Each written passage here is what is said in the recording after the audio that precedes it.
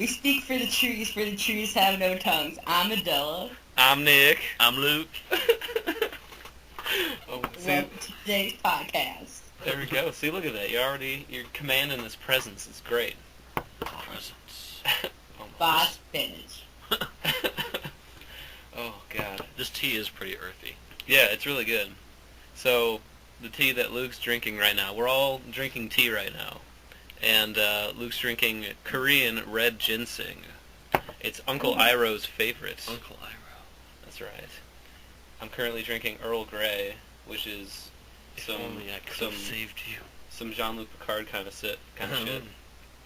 Oh, don't even bring that shit up, bro. Oh, fuck. Yeah, and as we hear, Adela has some nice green tea over there. Yeah, I do got some green tea. Except I made it a cold green tea. So, when you do it that way, do you first, boil it and then steep the tea bag in it and then let it cool and pour it over ice, or how do you do it? That's actually a good idea. I should probably look how to actually make, cold green tea. I normally will just, boil water, put the tea bags in it, and then I let it cool down, and then when it gets to, room temperature, I'll put it in the fridge and then drink it the next day. Okay. Yeah, or, later on during the day. Because I know that you have to have, you don't have to, but it helps for it to actually steep into the water if you have some kind of energy going into it. So whether it be by, having it hot water that you're putting the tea bag in first so it steeps right away and then you can cool it, or my aunt, Hadley's mom, she always, every summer would make sun tea, and it's cold tea, but, you have the tea bag steeping and the sunlight provides the energy to activate the tea into, distilling into the water. That's interesting. Sun tea is really good, man. You can make it any way you want. You can put in, whatever tea bags you want. You can throw, mint in there. You can throw, lemongrass in there, all sorts of shit. Yeah, the kids that Erick went to Tree Haven with, they, make a bunch of homemade tea, and I thought that was really cool. They were using shit they were finding around, the property. Really? Oh, awesome. That is really cool. I love, foraging kind of stuff like that. Yeah, there's this, I feel so bad I can't remember her name. She's Erick's friend, but she was at Tree Haven, for both sessions, and then, I think she just left Tree Haven, the week before Halloween. So she was there for a while, but she's making, a campus garden there. Oh, it's awesome. Yeah, it looks really good. I'll send you a picture of it. Yeah, definitely. But she's really good at, foraging, and then she also makes her own bread. Oh, nice. And just, a bunch of homemade shit. She's really cool. It's always interesting to me whether, I don't know if it's, a psychological thing, or if it's just the quality of what you're doing, but I feel like homemade shit, actual homemade shit, always just tastes so much better than store-bought shit. A lot of those vegetables in the university garden, man, the tomatoes there, when you pull them off the plant, it's like eating candy almost. It's so good. Oh my god. I could eat cherry tomatoes and raspberries over there for days. I know, that's why I want to grow potatoes there. Oh, imagine how delicious those potatoes would be. Yeah.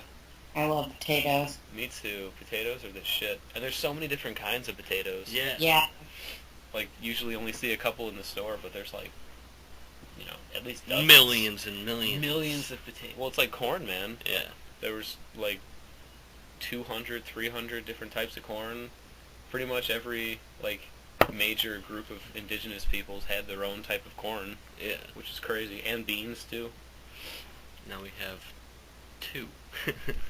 Well, we got number 2 yellow dent corn for our feed corn. That's the most of it. Well, we got more than 2, but basically 2. Yeah. You might as well think we have 1 whenever you go to the store. Yeah. I wonder, what it would have been like to go into a store before we had the ability to grow things out of season. Just walking through the store and knowing that everything that you're seeing was grown within that season. Yeah, that season, and that you're actually eating food that most likely came from somewhere in your community because the food web wasn't quite as, crazy. Yeah. What were you saying about your roommate's dream, though? Oh, yeah. Well, when my ex-roommate, No, like, he moved in with his girlfriend and everything, and so this was my roommate last year. So he was telling me this like crazy like dream that he had, and well, basically like he was sitting on the couch watching TV, and the TV was like just the what's that word for like when it's just the gray like Static? the static, yeah. Yeah. Just the static, and like it was like almost like bubbling and everything. Like it was like bubbling outward kind of, but like bubbling like if you're like sautéing just cheese in a pan, like not like like it looks like clayy kind of, and like but like natural almost like bubbling, and like oh wait, maybe that happened later, but basically like someone like reached out through the TV, and like he could like feel like that anxious like when you feel like helpless and like something terrible is going to happen, he could feel like that within him, you know, like in the back of his mind. And then like he like maybe this was at different points, but at one point he like looked over to his current girlfriend, and like she's like looking over at him, and like then like as he looks at her more, like she starts to like turn gray, and like her like and like boy, yeah, so she like turns gray, and he like looks over, and he like goes over to reach onto her shoulder, and like her head just falls off and like rolls behind the couch, and he's like watching her head roll over the floor. And then he like looks at the TV, and like this thing like is crawling out of the TV, and like then all of a sudden like there's just yeah. Like, and then he like wakes up, and it's like raining in his head. Wow. That is Yeah. scary as shit. That's terrifying, That's man. so, and like just the cold sweats and everything. Wow. Yeah, that was terrifying, dude. Like I can totally, like, you know when you're going to sleep, do you ever get like words being said to you, like right before you're about to fall asleep, like you can hear another voice talking, kind of. I know it kind of sounds schizophrenic. No. But, I'm aware of the phenomenon. That does happen when you're starting to go through sleep cycles. I've not experienced that. I have experienced a very terrifying and vivid sleep paralysis experience, which was really like it kind of made me scared that I didn't know if I was in waking life after I actually got out of it. It was that like vivid and intense. Tell me Okay. All right, so let's see. This would have been probably about 3 years ago now, and I had just gotten home from class at Elgin Community College, and I remember that I was waiting to like get a text from my ex-girlfriend. She was gonna come over and we were gonna hang out and shit. And I remember I was laying in my bed, I was watching something, and I fell asleep. Mm-hmm. And I remember in the back of my mind before I was falling asleep, I remember thinking like, oh, I gotta, make sure that at least I'll hear when she, texts me or whatever, because I keep my phone on vibrate usually.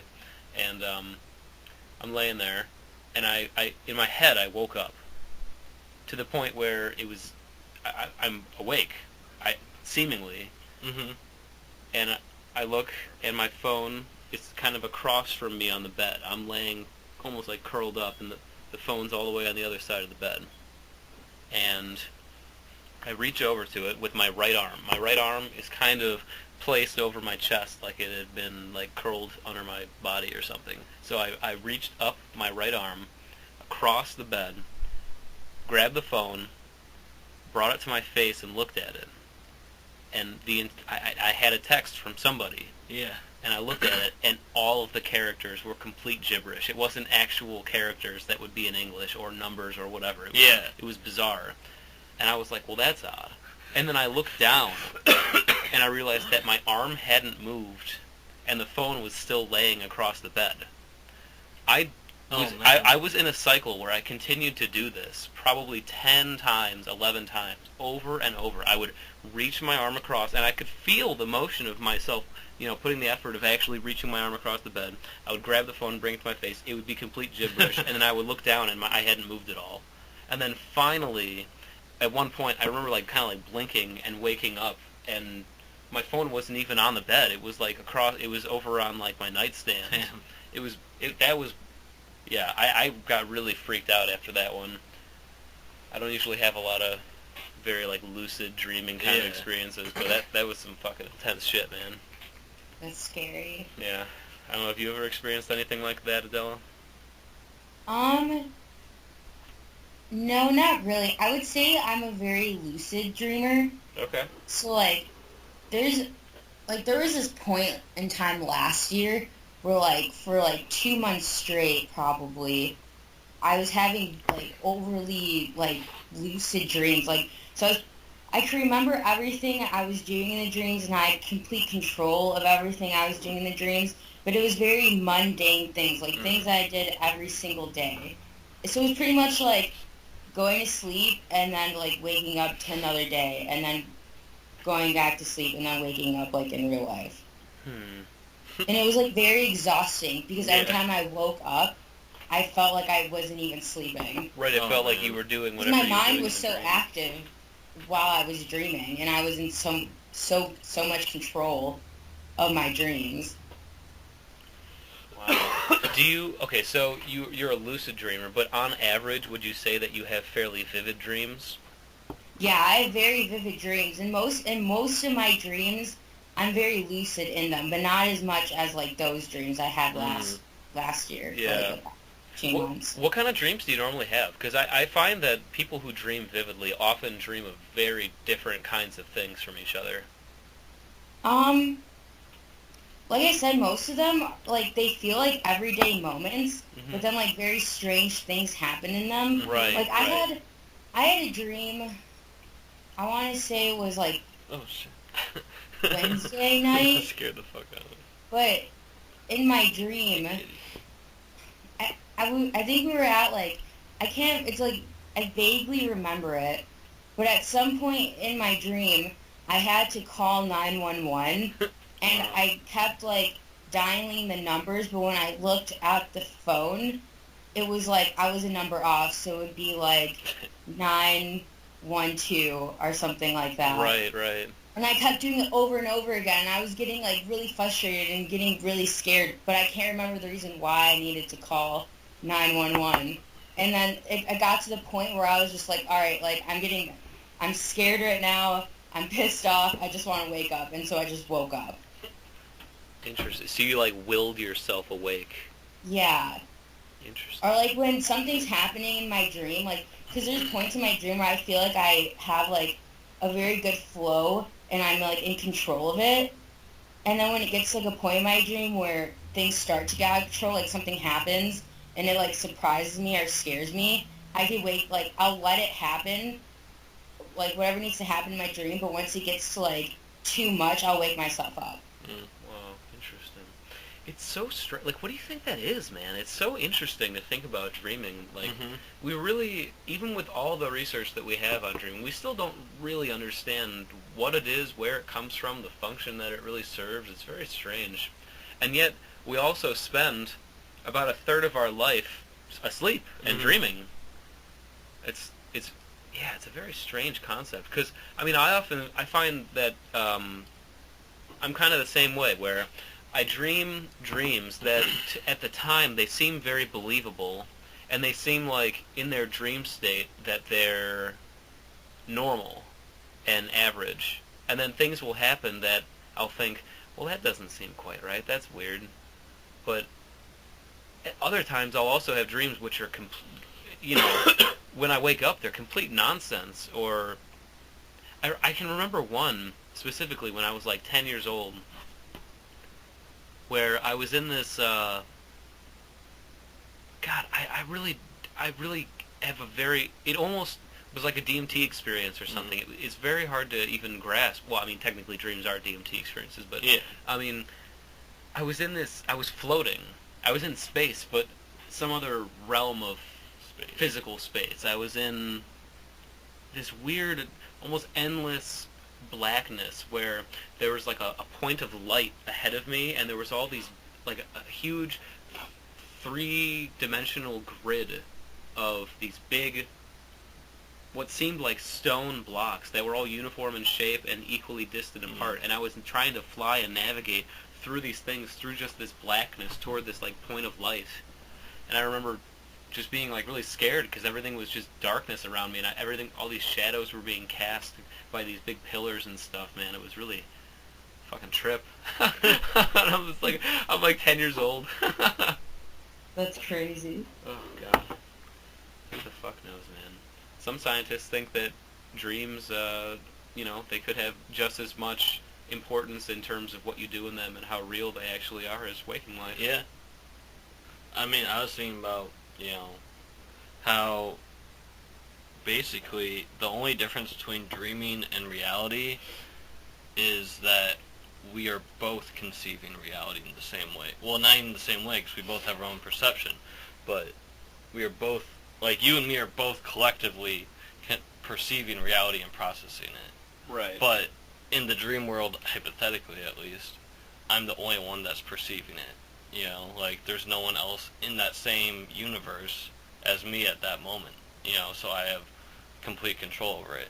But then here, when I'm in the waking dream, as some people call it, then we all have the ability to manipulate it and control it. But no matter what, it's just a process through our brain to how we define it. It's bizarre. Sleeping in general is weird. I find that I can't generally fall asleep easily. Like, I can't just lay down and fall asleep, or even like in a car ride. I have a very hard time falling asleep. I love falling asleep in the car, but I'm also the same way. It takes me a while to fall asleep. I find that a little hard to believe. No, like when it's time for me to go to bed, like on a school night or something. Yeah. It takes me a while to fall asleep. Like Eric and I will go to bed, and Eric like falls asleep like instantly. Yeah. He might be up for like 5 minutes in bed, but like that's the longest he'll be up. Wow. And then I'll normally like amazing.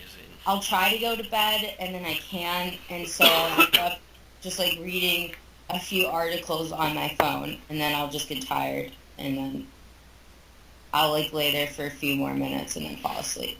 So you usually are doing something that preoccupies your mind right before you go to bed, though? Yeah. Or while you're laying there?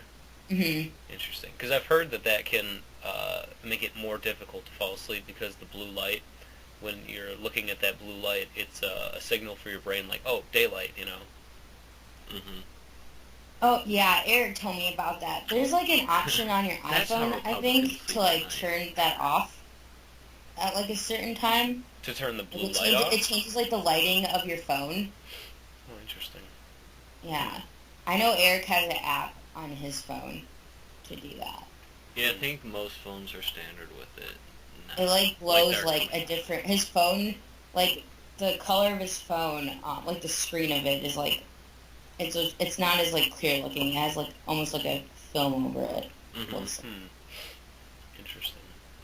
So weird. I've recently, as of maybe the last 4 or 5 months, I'm trying to make an effort to not really have anything going on when I'm trying to fall asleep. Because I find that if I fall asleep with the TV on, or with music on even, that I feel, when I wake up, I feel less well rested. And I've also found that my dreams are a little more maybe personal, but also abstract when I don't have any stimulus going on before I go to bed. Like I feel like if I watch a movie going to bed, I'm more likely to have some theme of that movie be incorporated into my dreams. Yes. Okay, I have actually a perfect example of that. Okay. That's So- so weird. The past 4 nights, I started writing my dreams. And last night, no, this was 2 nights ago.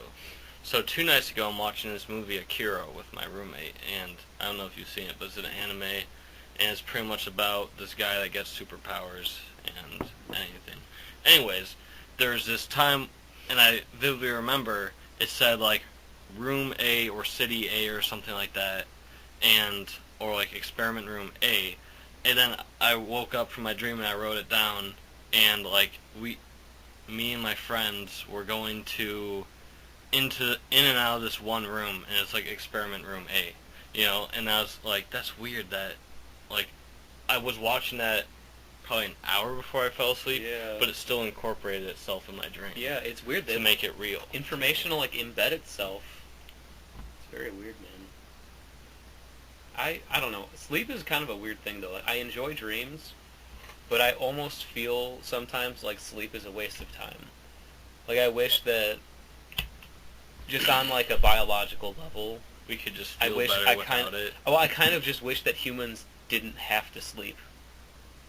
Like Well, how would we make up for, like, repairing our body? Would we just do that in meditation during the day? Yeah, I guess like almost. That's how elves do it. Yeah, exactly. I was just thinking that, dude. I was like, yeah, like in Lord of the Rings, like the elves, they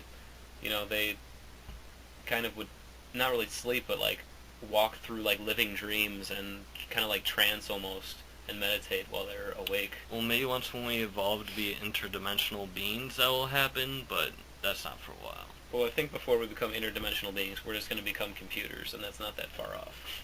We already are computers. Well, that's why I'm trying my best to stave that off. Hey, Eric, do you want to join our podcast? Eric just got back from class. Hey, bitch. If you decrease the carbon to nitrogen ratio, you will have an increased rate of decomposition of phosphor and soil. Oh. I had a job interview, so I skipped my classes today. Oh shit, where'd you have a job interview at? There's that ecological restoration company, NCAP, that I think I've told you about. Yeah, you did tell me about Yeah. that last week. Yeah, so I sent in an application last week, and they were like, you should come in for an interview. And I was like, okay. And It's then, cool spot. yeah. It was weird, man. I was wearing a collared non-tie-dye. Wow. Yeah, dude. It was a big step for me. That is a big step for you. I'm surprised you didn't wear like a collared button down that was tie dyed. I was thinking about it. But, Or at least a tie-dye tie. a tie-dye, a Jerry Yeah. Garcia tie. Yeah, or Well, a Jerry Garcia tie. I'd rather not have to wear a tie in general. Yeah. Yeah, I guess what do you wear to job? Like, what do boys wear to job interviews? I think it depends on the formality of the job. I mean, Mhm. NCAP is like a blue-collar, we're working outside all the time, we're an environmentalist kind of place, so I just wore like a nice like polo, like a green polo kind of. You should have, like, brought a backpack with you and, like, hiking gear. One of those like sun hats. Yeah. But yeah, I mean, I don't know. What do you wear to job interviews? Me? Yes. I normally wear a dress. Really? Or, yeah, normally a dress, I would say, and like boots. I don't think I've ever seen you in a dress in my life. I wear, what the fuck? I came to your house all summer. I think I wear plenty of dresses to your house. Wow. Oh man. Sorry. What the fuck? I guess. I'm sorry. That's how Newmans are, man. We're really not observant about Nicoletta, What? People wear. Erica. have you ever checked out Neon? Like the element? No. Like the company? No. It's the National Ecological Observation Network, Ooh. and they do a lot of shit in the Midwest Ooh. with like they've got these giant radio towers that basically track like climate, fucking soil temperature, precipitation, and they do these giant field studies. And they're pretty fucking sweet, and they hire a lot of like undergrads and stuff too. Really? Damn. Yeah, we work with them up at Tree Haven, but they're a national company. Damn. I'm gonna have to. Oh, look, here's their. They're called website. Neon. I see it. Wow. Neon. Also, for our two listeners so far, this is Eric. This is Adela's boyfriend, and my old time pal from back in the heyday of high school. They used to call him Big Daddy. Among many things. Many things. Yes, indeed.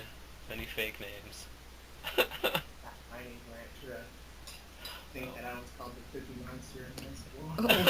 Oh my god. Why would This you is be why I hate you.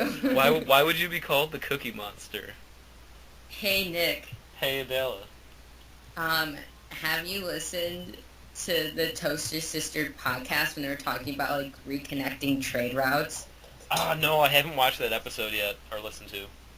What? Twisted Sister? No, I never said anything that was about Twisted Sister. Toasted Sister. Oh.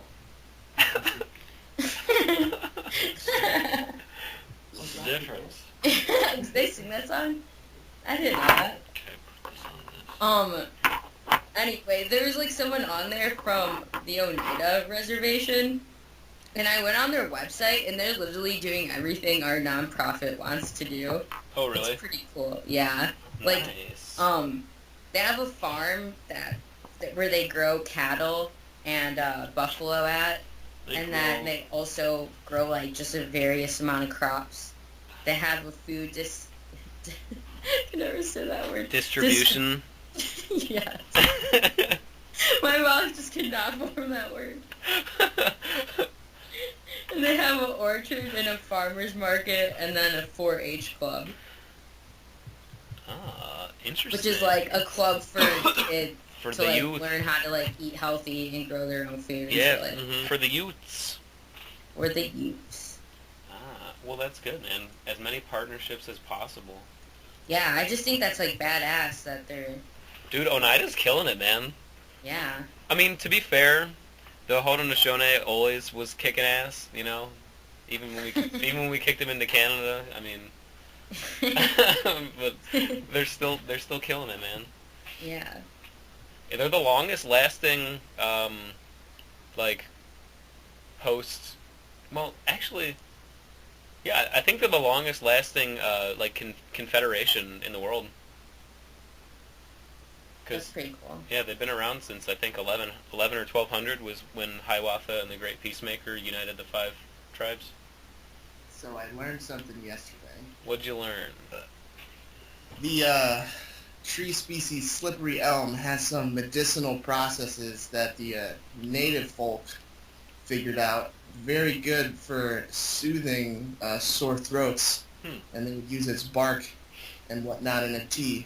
And now you can buy slippery elm throat lozenges. Really interesting. That's Yeah. cool. Another thing that they knew was the Haudenosaunee or the Iroquois. They actually figured out it's estimated around 1300 or 1350. They figured out how to use penicillin for molds, and they were using it regularly, and they like knew how to administer it. Yeah, they also did the same thing with whatchamacallit, the willow bark. Yeah, red willow bark. Yeah. And salicylic acid. Yeah, absolutely, man. It's almost the same thing as like Tylenol.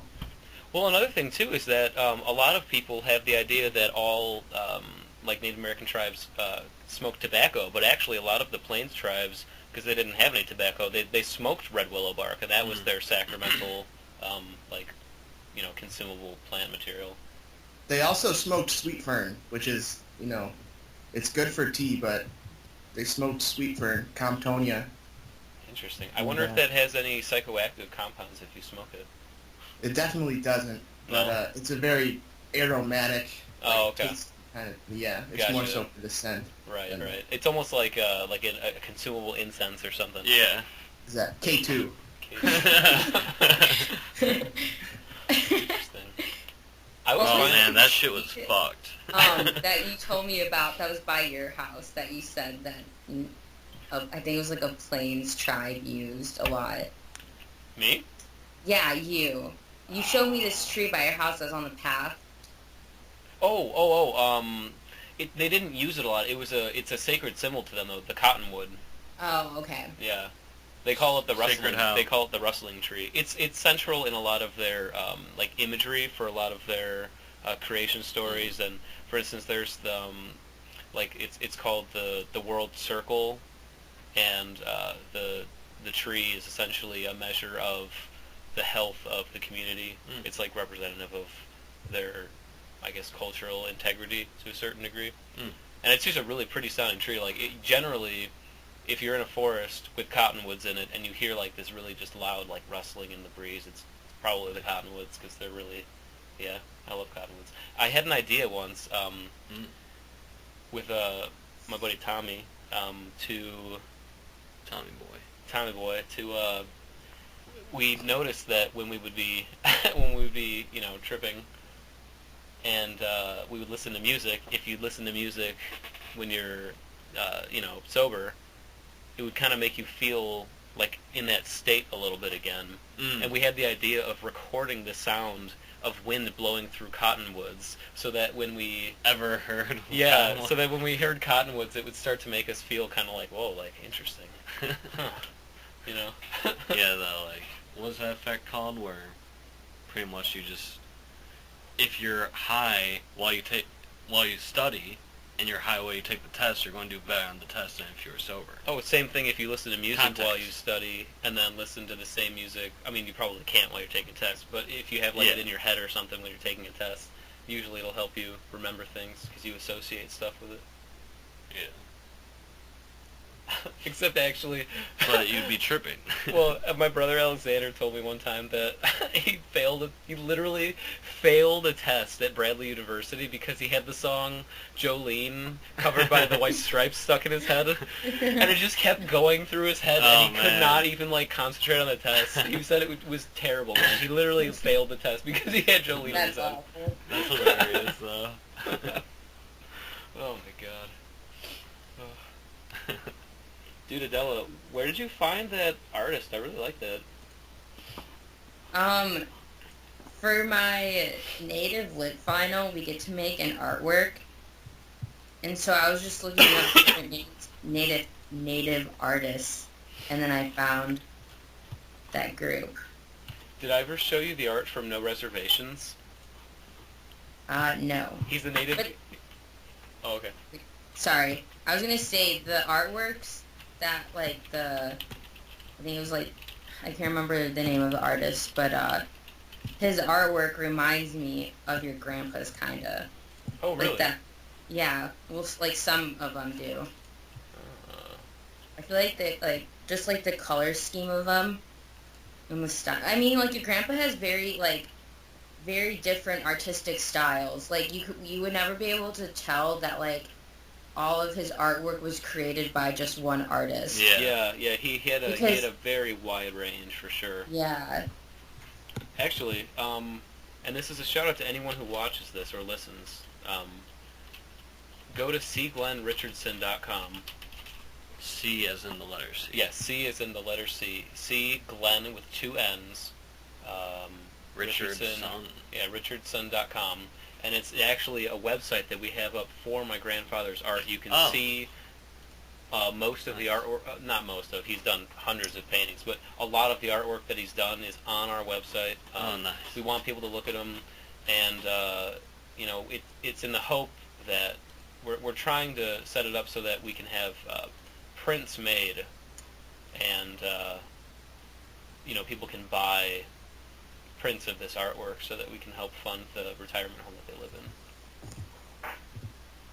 in, or help, you know, keep them there, I suppose. But he's got all sorts of shit, man. What's that one? Which one? I want to see that one. Oh, that's a crazy alien. Yeah, that one looks sick. Yeah, I love your grandpa's like they're almost like spacey, trippy. Yeah. Like that whole theme that he has is really cool. Oh yeah, I mean he was killing it.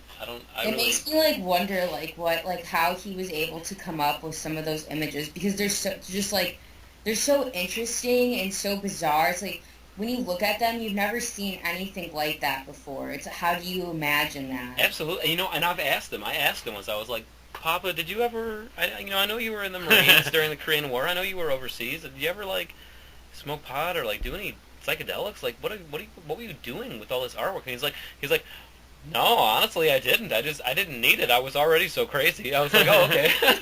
That's cool. He was in the Fleet Marine Force during the Korean War, which is a little odd because most Marines are not overseas. He never saw combat, but what he did, he was a communications officer, as far as I know, and people in his platoon, they commissioned artwork from him, and that's mostly what he did while he was in the Marines. He would paint and draw for people. No, that's great. Yeah, I'm trying to find it. I believe it's on. Oh no, it's not. Yeah, but this is a great one. Yeah, wow. What's your grandpa's website again? Here, I will type it into They'll the put Skype in here. the But description of the... yeah, I will put this website in the description for YouTube, and I'll put it in our description for SoundCloud, whichever you're on, if anybody's listening. Yeah, please check it out. It's awesome stuff. Oh man, I wish I could paint like that. He was something else. This is my favorite. I have the original of this one. It's 73 Wakan Tonka. So cool. And this was my old cat Stormy. This is the last painting that he painted before he had his stroke. Yeah, interesting. This is one of my favorites too. I have this in my room at my parents' place. Oh man. It's probably about 4x4, maybe 5x5 even. It's pretty big. I love artwork though. It's so interesting. So many people have so many different styles. Did your grandpa use pictures for the wildlife pictures of the elephants?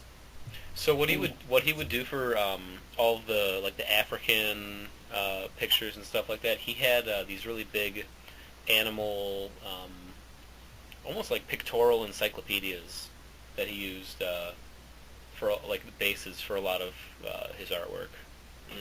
So he was interesting though, because he would go a lot of the pictures that we have of ink sketches of Hawaii, because he loved Hawaii when him and my grandma would go there all the time.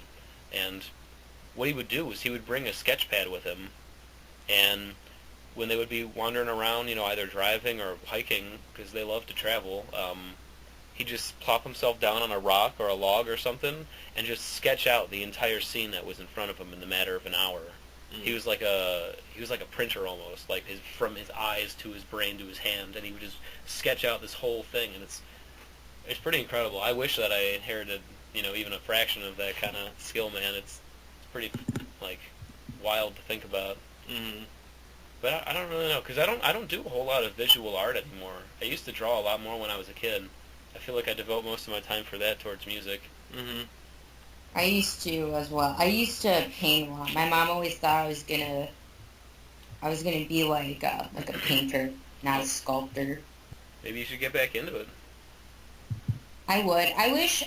I'm not good at drawing. I'm a very tactile person, so that's why sculpting is I'm a lot better at it, because I'll have crazy things I want to draw, but I just don't have the skill to draw it. Yeah. Drawing's hard because you have to, depending on what you're drawing, you have to be able to keep perspective correct. Erick's really good at drawing. What are you guys, do you guys, do you draw currently? Is Erick still there? Yeah. Erick, do you draw a lot? He doodles a lot, he said. Can you hear him? Kinda, yeah. Okay.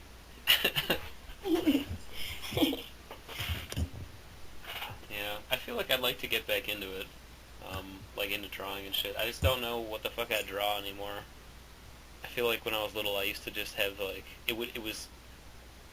it was more difficult to fish through what I wanted to draw than it was to think of things to draw. I've been drawing the deadbolt inside tree stumps. Oh, really? That's awesome, man. My go-to whenever I go to somebody's place is usually to draw the steal your face. Oh my god. Except I had to put that Tongo quote on there for you guys. Yeah. Oh, Tongo. Oh, Tongo. Nicholas. Yes. I've been talking to Alexander today. You're going to some MMA fight with him the weekend of Thanksgiving? It seems more likely than not, yes. Because there's a huge board game that I'm playing with Eamon and Ray and Nick and Jimmy and a lot of people the night before, but I'm pretty damn sure I ain't got shit going on Saturday night. Yeah, dude. Are you gonna go? I was gonna say you're gonna do a double trouble date. Yeah. Is that okay? Am I allowed to come along with you and Alexander? You'll just have to be right in between us. You'll have one arm around each of us. Yeah. Oh my god. It's pretty cool though, man. Just a guy from my work or my previous work. He's like 24, I think. That's pretty cool. Yeah, I have no idea if it's MMA or if it's like kickboxing or any of that. I have no idea, but MMA. Is this at the CE place? Yeah, we're just gonna have the fight in the warehouse. No, I was saying, like, is he from the Oh CE? yeah. Sorry, sorry, man. Asshole. I wasn't sure if you were kidding or not. I was like, what? No, it's gonna be a real fight. In the parking lot? The parking lot's probably big enough for something like that. Yeah, honestly, it probably is. Oh my god, that'd be funny as fuck. Yeah, I think it's someplace in Rockford. It's pretty fun, man. Eric, what are you doing for Thanksgiving? Just being thankful for all the things that I get to give out. Let's. Like my love, my friendship. Oh, that's so modest. I'm just such a giving person. You're the most generous person I've ever met in my life, Eric. Honestly. And I'm just going to sit back and reflect on how good of a person that makes me that day. Indulge in food. What's your All the favorite? people I brought under my wing. Oh They my took it god. cold. You help prepare all these people for the world, you know? You can just Yeah. watch the magic Show happen. them fight. Oh my god. The brown man's burden. Yeah. That's right. Oh my goodness. What's your favorite Thanksgiving food? Probably those mashed potatoes. The mashed potatoes. I'm the same. I fucking love mashed potatoes. And stuffing. With With turkey gravy is and good. stuffing in it. And the Hawaiian rolls. Oh. That was such a genuine Jesus yeah, it Christ. yeah, that was was. such a genuine exclaim of joy. Sometimes it's even better the day after when you can make like a turkey sandwich on a little Hawaiian roll. You're With speaking mashed my potatoes. I love the day after Thanksgiving. Sometimes I like the day after Thanksgiving shit more than the day of. Yeah, 'cause then you have to spend time with your family. Yeah, you can just eat all the good ass food, man. Oh my god. Now I'm getting excited, man. I wasn't even really thinking about it that much. I know we talked about it a little bit last time. Sweaty palms. Palms are sweaty. Oh my god. Nice. Turkey's on his head already. Gonna get them turkey sweats. Turkey sweats are real. Oh, Nick, that bread that you told us to get from Aldi, Yeah. that was, like, I love making sandwiches with that bread. Dude, it's so hearty, man. It's so good. Yeah. That's my favorite bread. Seed-tastic. I'm a big sourdough guy. Ooh, I like their sourdough, sourdough's too. good too, man. They just have the best bread. Nair sourdough. I mean, just sourdough in general. I know, I'm Yeah, just saying, sourdough's the shit. I like Panera sourdough bread. It's pretty good. I'm also, I mean, this might just be the Jew in me, but I'm a big fan of a marble rye. I love matzah. You like the marble rye. Matzah. No, dude, I used to love matzah's dude. disgusting, dude. What?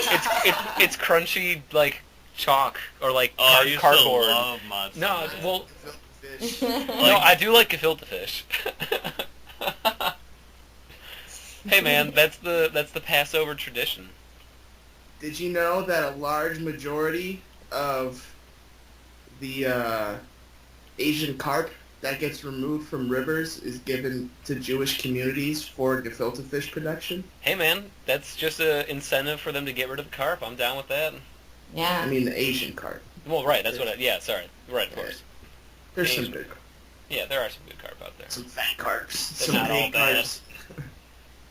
I've really been getting into learning about like wild fish, like especially like freshwater fish, because I'm in this water resources class, and we're learning Nice. about just how fucking insane it is that we have. Okay, we have over 80,000 dams across all the Damn. rivers in this country. Damn.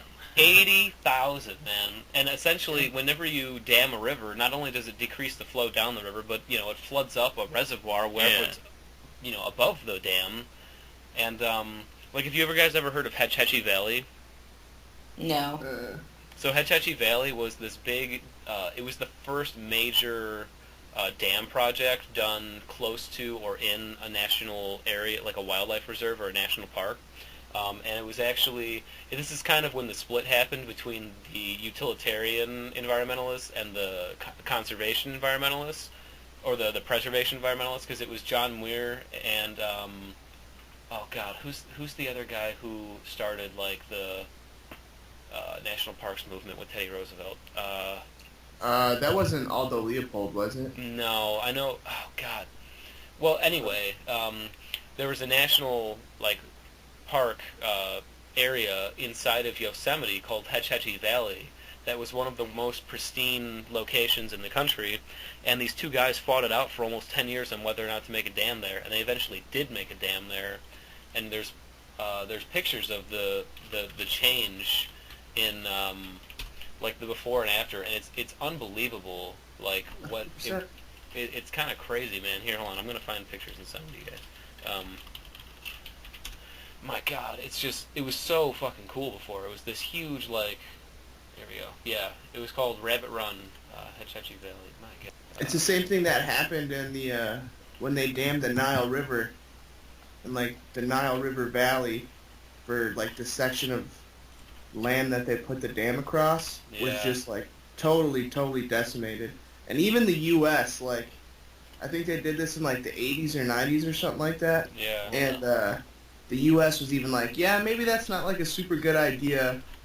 And then I think it was the Chinese that convinced them to do it. Really? Yeah, it was.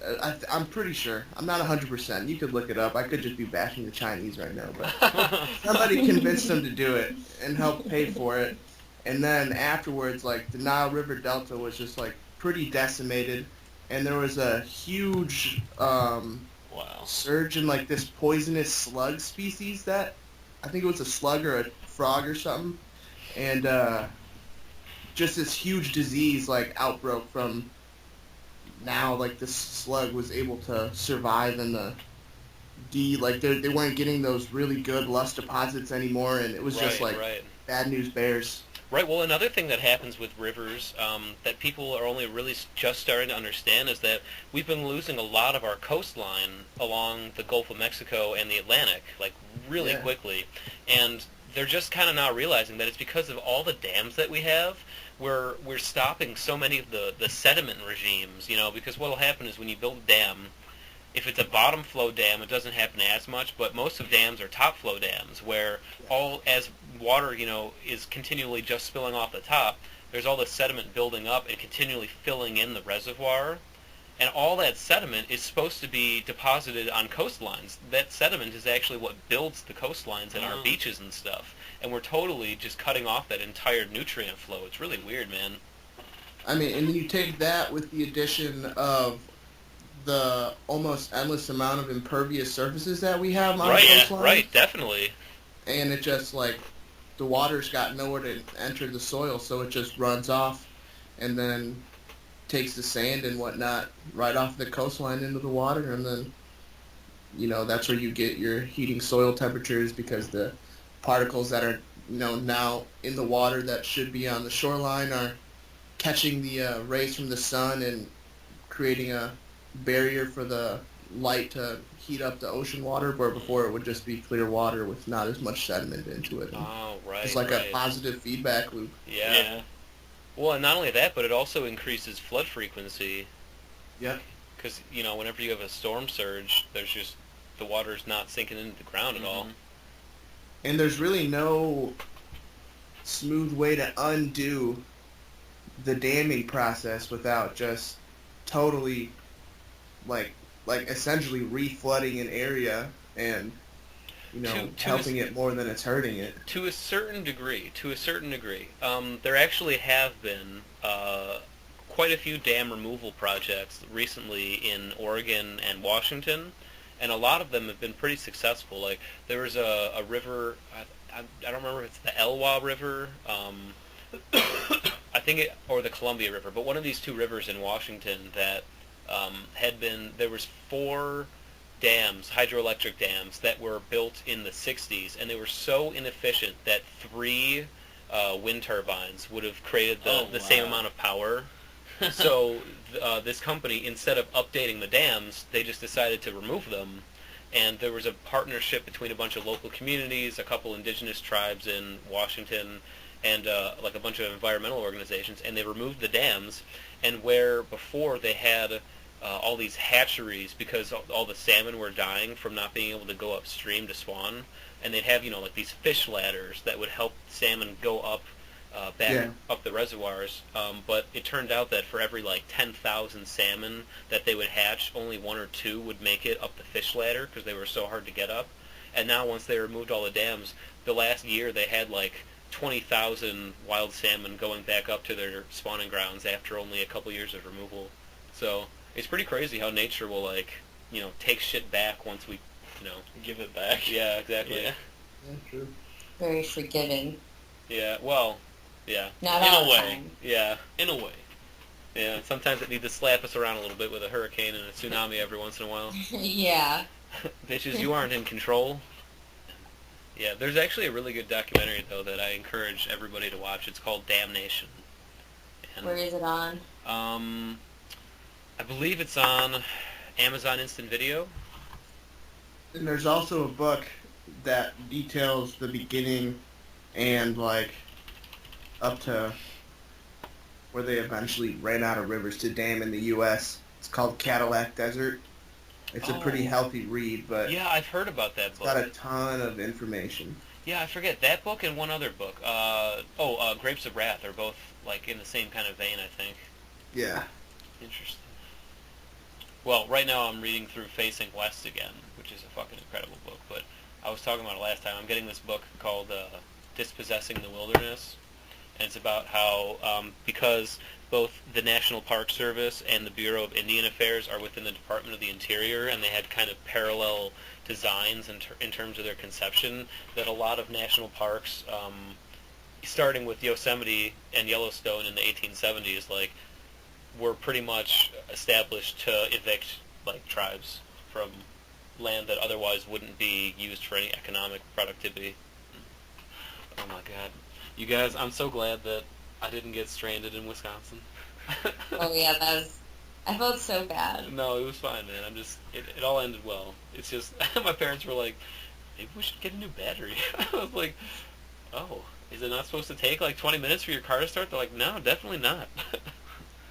Oh, shit. But like, to be fair, it was cold out and it was on for a really long time. Yeah, literally 24 hours. My own ticket. It still didn't take It that was on long. a self-charger. It was using like a different car. It was looking at this Oh, okay. Well, the self-chargers actually charge more efficiently. Yeah, just a little, Oh. a little like crank thing. Yeah, that's like what they that's like what they use for like if you call AAA and shit. Want to hear a funny story? Sure. So I pretty much drive my mom's car when I'm home in the summertime. And when I was driving back from work, they're doing a bunch of construction on the back roads and like in the hills. Mm. And they had like a board on the ground to like cover up all the gravel. And the board must have had like a nail in it or like a rock puck like popped out. But it put a hole in my mom's tire. And I like kept telling my mom, I was like, Mom, like I think there's like your tire's gonna get a flat in it because I ran over something. And she's like, oh no, it's fine. Until like the next day, like the tire was completely flat. And like we live right across the street from like a discount tire that we have like a membership with. But it was like, oh shit, how are we gonna get the car there? Like we're gonna have to pay to get it towed or something. And I was like, don't worry, Mom, I know how to change a tire. So, like, it took me almost an hour just to get, like, the tire out of my mom's car. Oh my god. And then man. I couldn't even, like, because my mom's car is still fairly new. She's never had to get, like, new tires on it. And so, like, the bolts were the bolts on from, Yeah. like, the factory still. And I could not get them off. Like, I was standing on top of, like, the crowbar, like, jumping on top of it. And it would not go down. Oh man. Wow.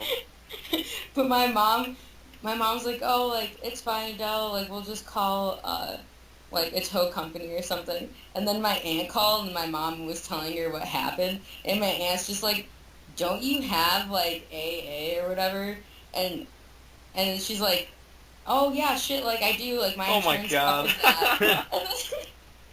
So she called the insurance company, and the guy's like, oh, yeah, I'll be right out there to change your tire. And he literally got there in, like, 15 minutes. So it took me longer to, like, get the tire out of the car and then, like, get, like, the jack on and trying to get, like, one of the bolts off than it did to get the guy there. Oh It man. was, like, instantly. And he literally did it so fast, too. Yeah. Wow. Damn. Dude, getting flats is scary, man. Yeah. I remember Erick, I went to a show with Erick in the city, and he was using his dad's car, and we were driving on the expressway, and he got a flat tire. Damn. On the expressway? Yeah, like, we were driving, and, like, you had to be going, like, 60, right? Yeah. And, like, you heard, like, just this really awful sound. Like, and the steering wheel shaking, and the car was just, like, vibrating, like, violently. Fuck. And, like, we pulled over, and, like, the whole entire like, wasn't it just, like, ripped apart, the tire? Yeah. Yeah, it was just ripped apart. Damn. I've never had a blowout or like a flat while I'm driving, so that's been lucky. But Alexander once, oh god, I don't remember if it was like the brake pads or I'm not really that knowledgeable about cars, but something in where his tire connects to his car, something in that whole mechanism was it was just totally rubbed bare, and it was actually smoking, like black smoke, and he said that he had to pull over and his tire almost like fell off and shit. Oh damn. It's awful. Why are you laughing? I'm laughing because I'm not sure if I told you this, but over the summer, I went, like, I think it was, like, the day you made that, like, corn soup and Hadley was over. Oh yeah. Okay, so I visited you that day, Right. and I drove, like, to what's technically my car, but I don't drive it because it's, like, a piece of shit, and it could, like, break down at any moment. And I was, like, I drove it, which was, like, very rare, and I was like, oh, like, this car is fine, like, it's gonna be okay. And then when I was leaving your house, and I literally, right when I turned off your street, I heard something dragging on the ground. Oh, I And remember I you was like- talking about that. Oh my god. Yeah, and I was like, I'm not gonna look whatever's dragging me, I'm just gonna go home and let it drag. Oh my And then right god. when I got home, and I shut the car door, the muffler just, like, completely fell off. Oh my god, dude. That's like something out of a movie. I will just never forget that night that you, me, and Nick were on the front porch when it was thunderstorming, and I just offhand like mentioned the black-eyed children story, and you were just like, guys, I think I'm gonna go home. We're like, what? You're like, I'm really scared. Black-eyed children. It's raining really hard. It's really stormy. I'm just gonna go home, you guys. We're like, what the fuck? I was like, I'm sorry. I like instantaneously left. Yeah, dude, like, it was totally chill. We were hanging out. We were playing, like, Mario Party or something. Wait, what's the black-eyed children story? Adele, would you like to tell Luke the black-eyed children story? I don't know it well enough, I don't think. So black-eyed children are apparently these, like, so they're children. They vary in age from, like, maybe, like, 4 to, like, 16 is the oldest. Yeah. And they will, like, appear at, like, random times, like, mostly closer to, like, midnight, I would say. And you could be, like, walking. It mostly happens to houses, but it can also happen, like, when you're, like, walking and, like, going to your car. Oh, These man. kids will approach you, and they'll be like, oh, excuse me, sir. Like, and they're overly polite, and they talk really weird, and their eyes are just solid black. And Are it's, they like, spirits? if- Or... some people think they're, like, demonic beings. But, like, you're not supposed to, like, let them into your house or into your car or use your cell phone or things like that. And, like, once you, like, and it's kind of, like, weird because people who've had experiences with them, like, if they open the door and they're like, oh, hello, ma'am, like, we need to use your phone so we could call our mom. And they're, like, very persistent on coming inside. And if you're, like, thinking about shutting the door, they'll, like, that's when they start getting, like, more persistent. So it's, like, almost like they could read your mind. Yeah. Or, like, sense your fear. Didn't you say, too, that families, like, again, this is all hearsay, but that families, supposedly, that have let them inside have had, like, really weird medical issues in, like, the years following? They'll get, like, cancer within, like, maybe, like, a month after they've had an experience with, like, black-eyed children. Or just, like, very weird ailments that can't be cured. Damn. You know, it kind of reminds, Hadley and I were talking about, that. Have either, or any of the three of you heard of, the idea of liminal spaces? No. What is that? No? Okay, so the idea behind liminal spaces is that the way that human beings have evolved to perceive the world, Yeah. you know, biologically, we're set up to be living in smaller communities of about 100 to 200 people. We're always around other people working in a cooperative fashion, and we all share the same basic environment and topographic landforms and, you know, ideas of the land, right? Okay.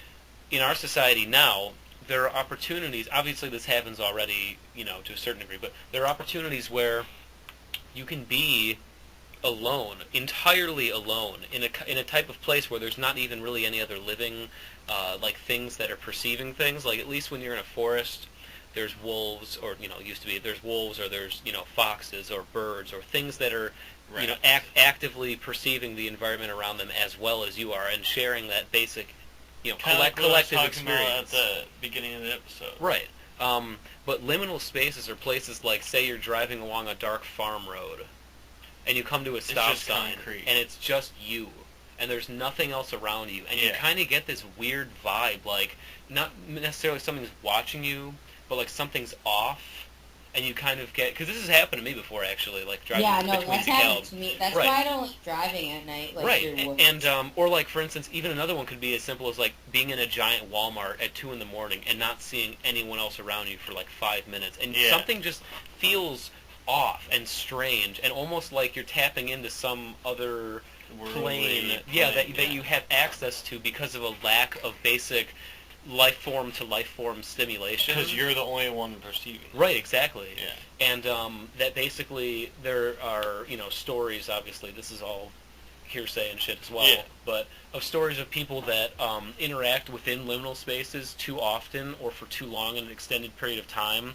and they just go missing, like just gone, like really weird shit like that. But it kind of reminds me of that black-eyed children thing. And I remember talking to Alexander about this one time, actually, on our way to Galena to help my parents out with like a bunch of furniture we were bringing out there. And I remember right when I started talking about liminal spaces, we came to, like, a stop sign in the middle of nowhere where there was nothing around us and it was pitch black. And at that moment, for whatever reason, obviously this is most likely coincidental, but the CD that I was playing ended at that moment. Like, it stopped, or whatever we had on the radio or whatever, it just stopped at that moment, and we both just got fucking goosebumps. Like, Yeah. really, like, intense, and we were both like, oh my god, did you feel that? Yeah. And it was like, yeah, dude, what the fuck was that? Like, it's freaky, man. The world's a strange place, man. Yeah. Yeah, world is really strange. People are strange when you're a stranger. Oh my god. Jim Morrison knew what was up. Except for the drug problem. And the piece of shit attitude. Yeah. Hey man, same can go for Dylan. He's got a piece of shit attitude. Yeah. Shit. You're a piece of shit. Oh goodness. All right. Let's. That was good. I like that. That was interesting. We'll continue on that next episode. Yeah, we will continue Well, on. may not be Whatever. next episode, but- Yeah, whatever the hell happens is gonna happen, and it'll be timely, for its time has come. Good night.